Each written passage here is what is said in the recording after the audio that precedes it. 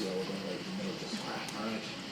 Approach American 1420. I know you're getting the best, sir, but we're getting really close to the storm, and we'll keep it really tight if we have to. The plane was rocking and rolling. It was pretty doggone unstable. I don't know what made me aware. It's doggone aware.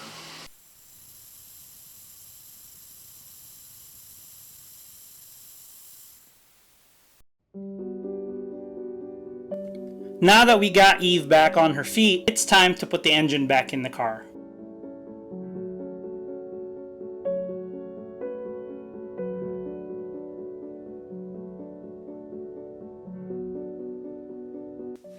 Back in 2018, I windowed my stock block. To get the car back on the road quickly, my friend Devin built me a short block with Wiseco 1400 HD pistons and Manley Turbo Tough I-beam rods. I paired this with my buddy Matt's ported cylinder head that already had GSC S2 camshafts and SuperTech dual valve springs.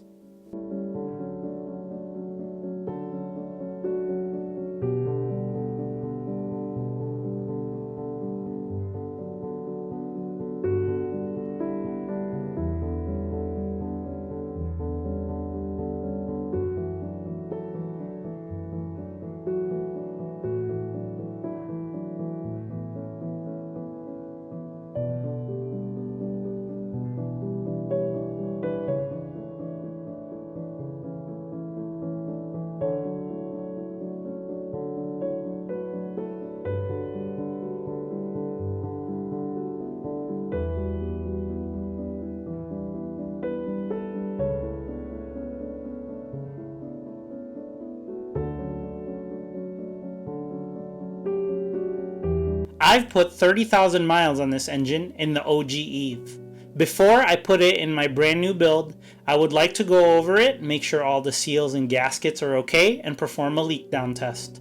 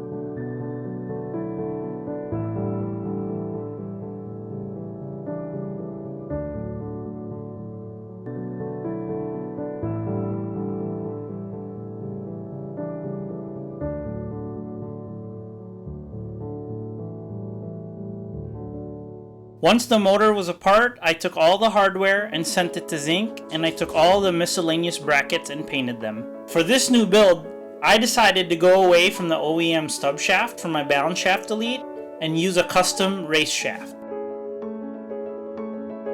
The race shaft gives the oil pump gear that much more support, and this way the oil pump doesn't wear out prematurely. While I was in there, I replaced the front main seal as well. When installing the race shaft, I made sure I used a lot of assembly lube on the journals, and I put a dab of blue Loctite on the bolt.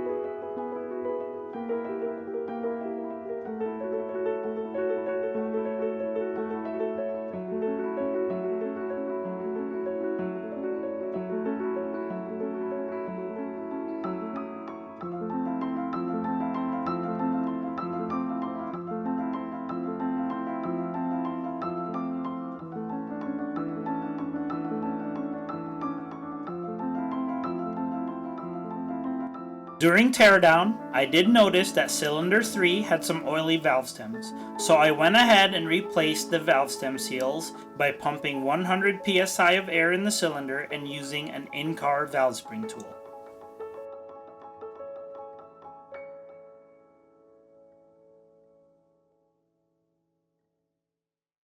See how we're going right in the middle of this crap, alright? Approaching American 1420. I know you're doing your best, sir, but we're getting really close for the storm, and we'll keep it really tight if we have to. The plane was rocking and rolling. It was pretty doggone unstable.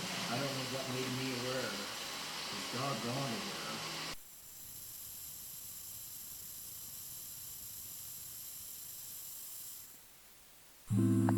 Well, that's a bummer.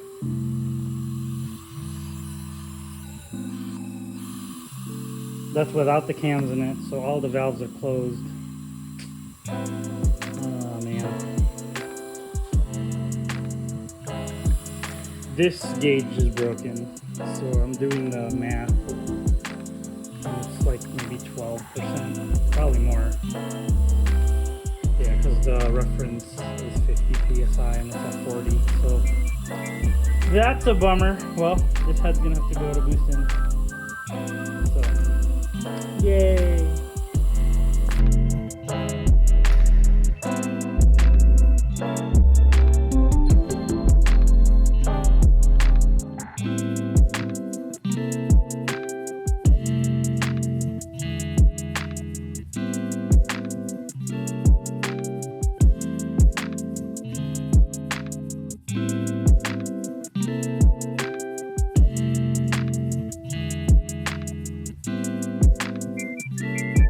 Once the head was off, it was obvious that cylinder 4 needed a little bit of attention.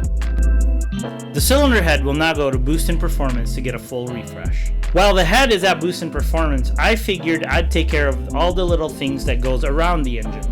The first thing I wanted to do was drill and tap a port on the side of the thermostat housing to house my AEM water temp gauge sensor. I also went ahead and checked the factory service manual to make sure that the block deck is straight. On the next episode, we get the head back from BOOSTIN Performance and we can finally finish the engine assembly.